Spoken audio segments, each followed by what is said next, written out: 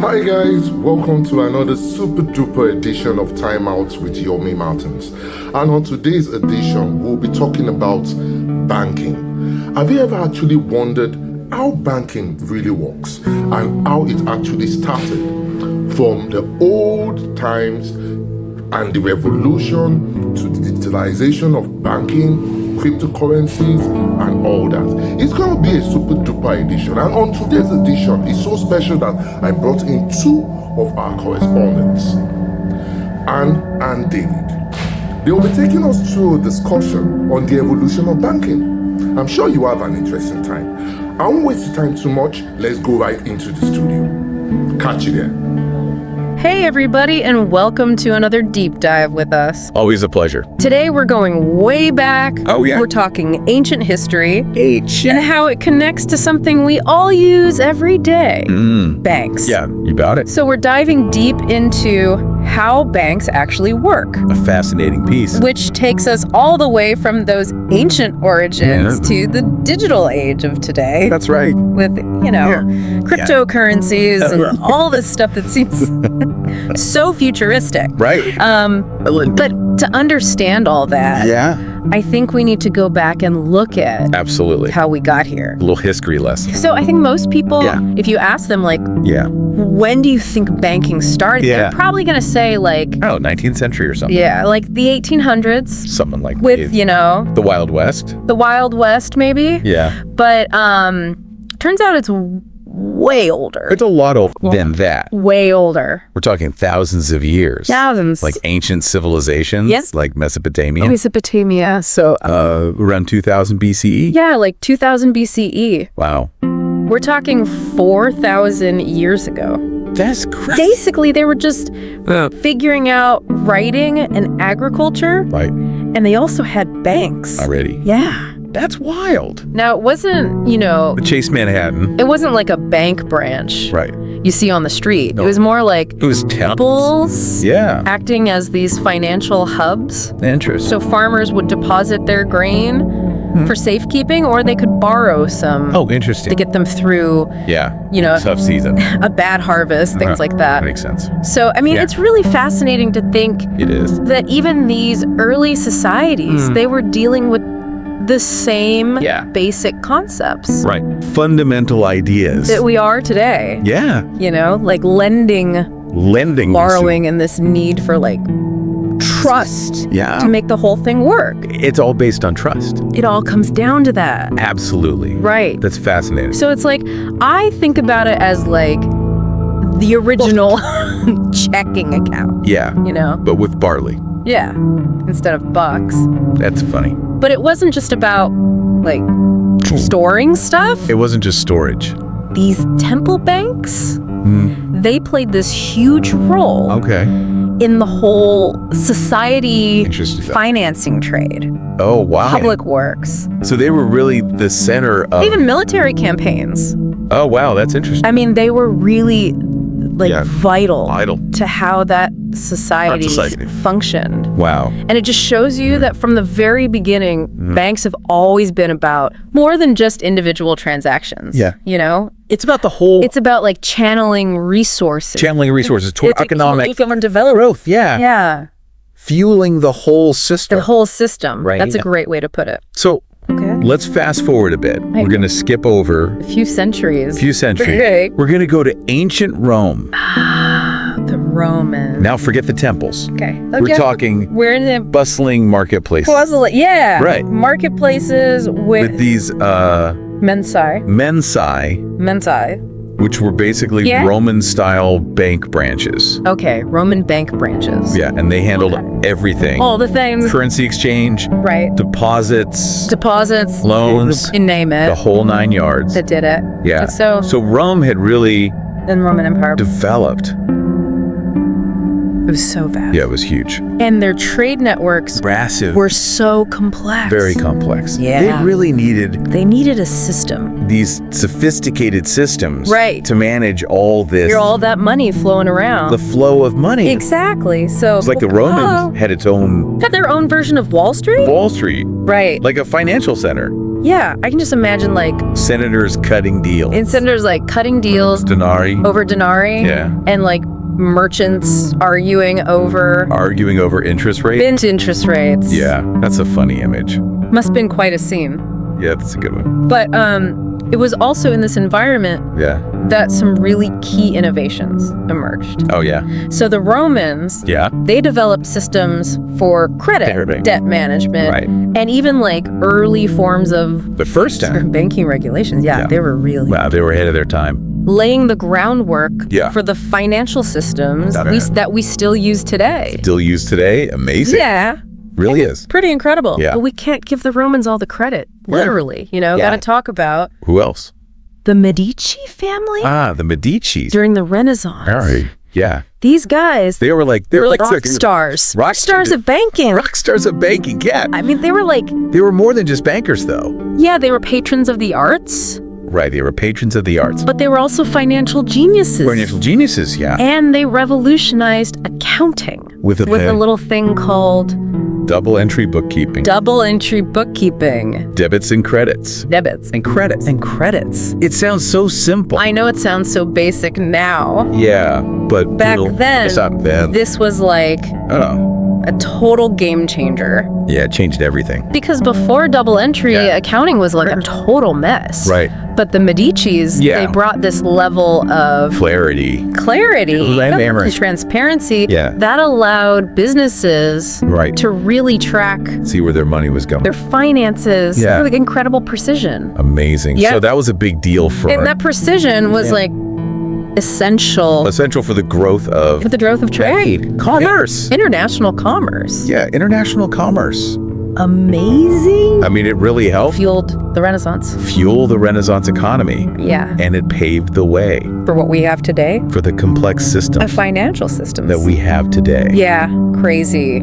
It's amazing to think that I know. something we learn in like Like a basic accounting class. a basic accounting class Yeah. is such Revolutionary idea. like mind blowing. Terrible idea Back then. back then. Wow. But But the innovations, the animations doesn't stop there. they kept coming. So in the 17th century, yeah, 17th century we see the emergence of central banks. central banks starting with the Bank of Amsterdam. Bank of Amsterdam. I have this. This was a big deal. This was a huge shift A huge shift. in the role of banking. You know, Yeah. because before central banks, Right. it was mostly about Individuals. Yeah. Just individual transactions. like facilitating individual transactions. one-on-one. But now, Now you've got an institution yeah, you've got an institution in charge of the whole that's responsible for the whole monetary system. monetary system of a country. Wow. So the Bank of Amsterdam, Yeah. They pioneered they pioneered the concept of this concept of issuing paper money. issuing paper money Interesting. backed by reserves. Yeah, which is basically A model that's still used today. the model that's still used Yeah, pretty much. by central banks Around the world. around the world today. Wow. So that's where it started. Yeah. That's amazing. Yeah. So this was a critical step. It was a really critical step Yeah. towards Creating a more stable right. and predictable financial system. Wow. And of course, And of course, the Industrial Revolution. Industrial Revolution. I mean, Yeah.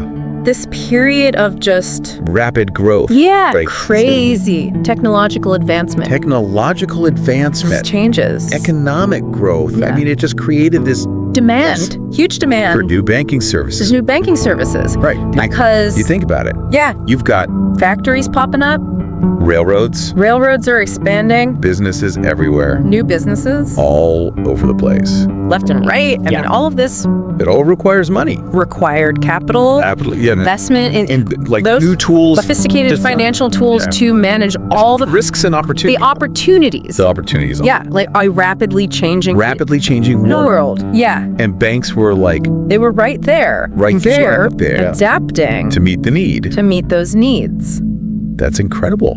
So So we see new types of banks. we see the rise of these Joint stock banks. joint stock banks, Okay. where people are Pooling resources. pooling their resources Yeah. to fund Bigger progress. these larger ventures. Right. And we see the development of new financial instruments Yeah. to facilitate investment and manage risk. and manage the risk. It was really Like a period of just crazy real time experimentation of innovation. experimentation in the world of banking. Right. And those experiments really have far-reaching consequences. The consequences. Both positive and negative. Positive and negative. Shaping the financial landscape Shaping the world that we see today. that we live in today. It's amazing how it's very banking has constantly adapted to the changing needs of society. of society. Yeah. But it seems like with every leap forward, there are these Challenges and crises that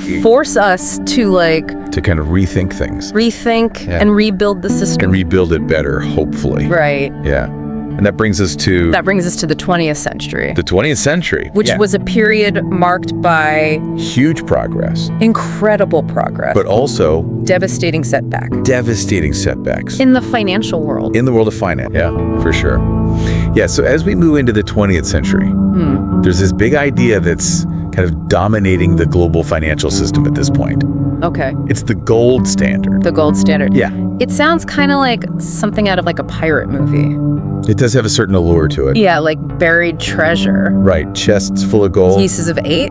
Doubloons. Yeah, exactly. So the basic idea was to peg currencies Okay. to a fixed amount of gold. The goal was to create stability Okay. and to prevent governments from just like printing money willy-nilly, you know? Yeah, so it's like a way to keep them honest. Yeah, keep them honest. Keep them from going crazy with the printing press. Exactly, because if you're tied to gold, Yeah. you can only print as much money as you have gold to back it up. So it sounds pretty solid. It sounds good in theory, Yeah, in theory. but But I'm guessing it wasn't all smooth sailing. you guessed it. Yeah. The gold standard had some serious flaws Okay. that ultimately led to its downfall. Okay, so what went wrong? Well, one major issue was its inflexibility, especially during economic downturns. Okay, so like if a country hit a rough patch, Yeah, they couldn't just print more money exactly. to kind of stimulate the economy. They were stuck with a limited money supply Yeah. based on their gold reserves. So they were kind of handcuffed. Yeah, they were handcuffed to the gold, and this made it much harder Yeah. to recover from recessions. Okay. And the Great Depression is a prime example of how badly things could go wrong. Yeah, that was a global catastrophe. It was a global And catastrophe. the gold standard Didn't help. didn't really help. In fact, it probably made things worse. Wow. That's a pretty stark reminder It is. that even systems Yeah, that seem really solid on paper right. can have some major weaknesses. They can have major weaknesses. Yeah. And there were other problems with the gold standard too. Okay, like what? Well, for instance, it encouraged countries to hoard gold. To hoard gold. Yeah. Okay. Which limited the global supply and actually hindered economic growth. So it's kind of counterintuitive? It is counterintuitive. Yeah, you think more gold. Right. You think more gold, more wealth. Yeah, more wealth, everybody's happy. But it actually created a scarcity problem. A scarcity problem. Yeah, because if everyone's hoarding it, Right. there's less available to actually use For trade. for trade, for investment. Yeah, for the things that actually make the economy grow. Exactly. Wow, so it's like the opposite of what you'd expect. It is the opposite. Okay. And did this scarcity lead to other problems? Yes, it did. Okay. It led to something called speculative attacks. Speculative attacks. Yeah. What's those? Basically, if investors started to worry Okay. that a country didn't have enough gold to back up its currency, they would start selling off that currency, Okay. leading to instability, panic. So it's like a financial house of cards. It is like a house of cards. Yeah, everyone's betting on this limited supply of gold. Right. And if anyone loses confidence, The whole thing the whole thing can just can come crashing down. crash down. Exactly. Yikes. And that's essentially what happened. Yeah. The gold standard was gradually abandoned after World War I. Okay. And the Great Depression really dealt it the final blow. Right. Countries needed more flexibility Yeah. to manage their economies. And tying everything to gold Yeah. just wasn't working anymore. Okay, so the gold standard is dead. The gold standard is dead. Long live something else. Long live something else. So what emerged from the ashes? Well, that's where we get to fractional reserve banking. Fractional reserve banking. Okay. This is the system that underpins much of modern finance. Okay. It can seem a little bit complicated at first. It's a little bit of a head scratcher. It is a head scratcher, but it's actually quite ingenious. Okay, I'm intrigued. So instead of needing $1 of gold for every dollar in circulation, Okay. banks are only required to hold a fraction of their deposits in reserve. Okay. They can lend out the rest, creating new money in the process. Wait a minute. So you're telling me that my money isn't actually just sitting in the bank? Not all of it. It's being loaned out. To other people. Other people. That's the basic idea. Wow. Okay, so how does that work? Let's say you deposit $100 in the bank. Okay. The bank might keep $10 in reserve Okay. and lend out the other $90. Okay. The person who borrowed that $90 then spends it. Right. And the recipient of that money might deposit it in another bank, which can then lend out a portion of that deposit, and so on and so on. So it's like this chain reaction of lending and spending. Lending and spending. Yeah. With each deposit creating more money. Yeah. That can be lent out again. That's the money multiplier effect. That's the money multiplier effect. Right. In action. It's like magic. It's kind of like magic. Creating money out of thin air. Not exactly thin air. Well, kind of. It's based on this initial deposit. Right. But it does create more money in the system. Okay, so what's the benefit of this? Well, this cycle fuels economic growth. Okay. Businesses can borrow to invest and expand. People can get mortgages to buy homes. Right. And the economy keeps humming along. Okay, so it's all about keeping the wheels turning. Keeping the wheels turning. Keeping the money flowing. Exactly. Sounds like a pretty sweet deal. It sounds good. But there's always a but. There's always a but. Right. Fractional reserve banking is powerful. Okay. But it comes with some inherent risks. Okay, what kind of risks? One of the biggest is the potential for bank runs. Bank runs. Okay. Yeah. Those sound kind of scary. They can be scary. Yeah, so what exactly is a bank run? Imagine a rumor spreads that a bank is in trouble. Okay. Suddenly everyone rushes to withdraw their money. But remember, the bank only keeps a fraction of deposits on hand. Yeah. If everyone tries to withdraw at once, the bank could run out of cash. Leading to panic. And potentially even a collapse. So it's like a self-fulfilling prophecy? It is a self-fulfilling prophecy. Yeah, the fear of the bank failing can actually cause it to fail. Wow, that's crazy. It is crazy. So it seems like trust is really important here. Trust is paramount in this system. Okay, so if everyone keeps their cool, then things should be fine. In theory. But if panic sets in, then things can unravel very quickly. Yeah. And this fear can spread. Yeah. Leading to systemic problems. Right. Across the entire financial system. So it's not just about one bank. It's not just about one bank. It can affect the whole thing. The whole system. Wow. That's why governments and central banks work very hard to regulate banks and to maintain confidence in the system. So regulation is key. Regulation is key. Yeah, to kind of prevent these bank runs. To prevent these bank runs and to ensure that the system as a whole remains stable. Okay, but even with regulations, there are other risks. There are other risks inherent in fractional reserve banking. Like what? What about inflation? Inflation. Yeah. That's a big one. It's a big one. Especially these days. Especially these days. Right, so how does fractional reserve banking contribute to inflation? Well, as we discussed, fractional reserve banking essentially creates new money. Right. Through lending. Yeah. If the supply of money grows faster than the supply of goods and services in the economy, it can lead to inflation. Right. Where prices rise. Yeah. And the purchasing power of money declines. So your money is worth less. Your money is worth less. Yeah. Things get more expensive. Things get more expensive. Yeah, we've all seen that happening. We've all seen it. So it seems like there's this delicate balance. There is a delicate balance between lending enough to stimulate the economy. But not lending so much. Right. That you create runaway inflation. So it's like walking a tightrope. It's like walking a tightrope. Yeah, and who's the tightrope walker? Well, in this case, the tightrope walker is the central bank. The central bank. Yeah, they use tools like interest rates and reserve requirements to influence how much banks lend. Okay. And ultimately how much money is circulating in the economy. So they're kind of like the conductors of the financial orchestra. They are the conductors. Trying to keep everything in harmony. Keeping everything in harmony. But even the best conductors can't always prevent a sour note. That's true. Right. We've seen that. with financial crises. Like 2008. Like the one in 2008. Yeah. That was a big sour note.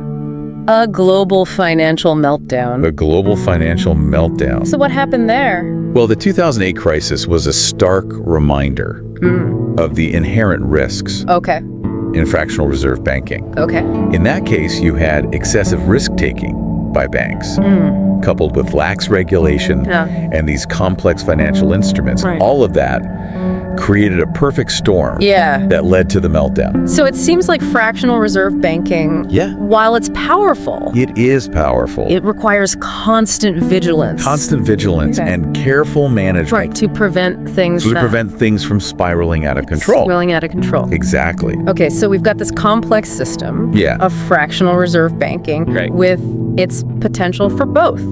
Growth and instability. And stability. Right. Yeah, it's a double-edged sword. A double-edged sword. For sure. But it's not just one big monolithic thing, right? It's not. There are different types of banks. Different types of banks. Yeah. Each with its own unique role to play. Okay, so let's break it down. Let's break it down. Yeah, so let's talk about the different types of banks. Okay, so you've got your retail banks. Retail banks. These are the ones that most people are probably familiar with. Yeah, these are the ones you see like... On the street corner. Yeah, on the street corner. Yeah. You walk in. You do your everyday banking there. You know, you do your... Check-in savings. Savings.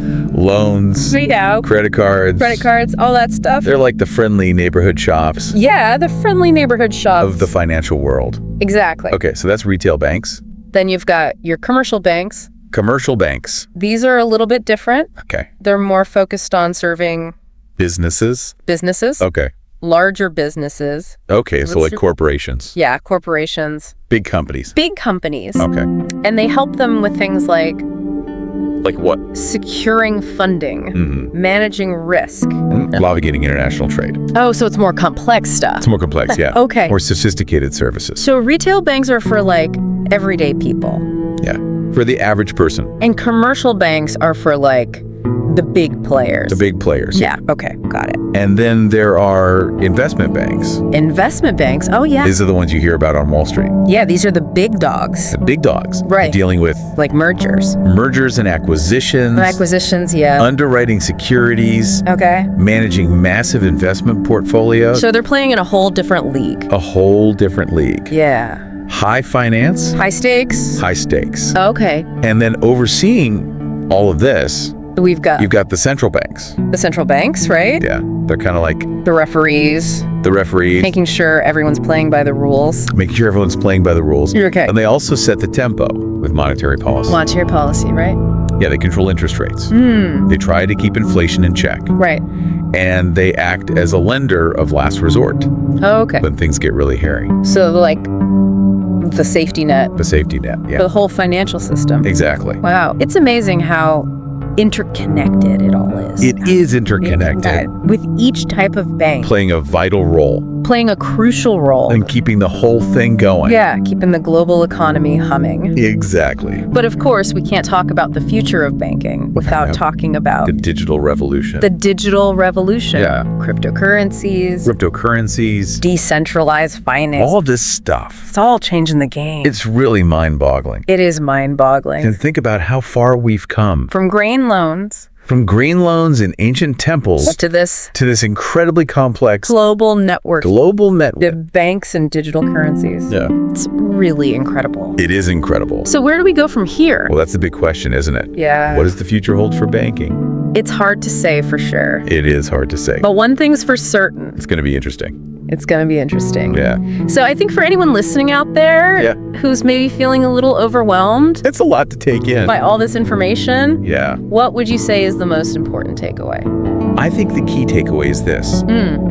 Banking at its core is about trust. Trust? Yeah. Okay. And the efficient allocation of resources. Okay. Whether it's grain loans in ancient Mesopotamia. Right. Or complex derivatives traded on Wall Street. Yeah.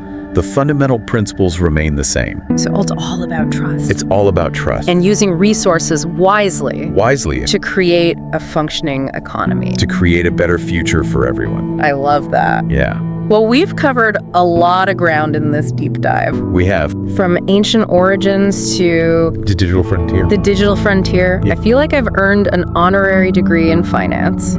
You've been a great student. Well, you've been a fantastic professor. Well, thank you. So to everyone listening out there, Yeah, I hope you've enjoyed this journey I hope so too. into the fascinating world of banking. It's a fascinating world. And remember, Yeah. keep asking questions. Stay curious. Stay curious. And remember, knowledge is power. Knowledge is power. Especially when it comes to your money. Especially when it comes to your money. That's right. Until next time. See you then.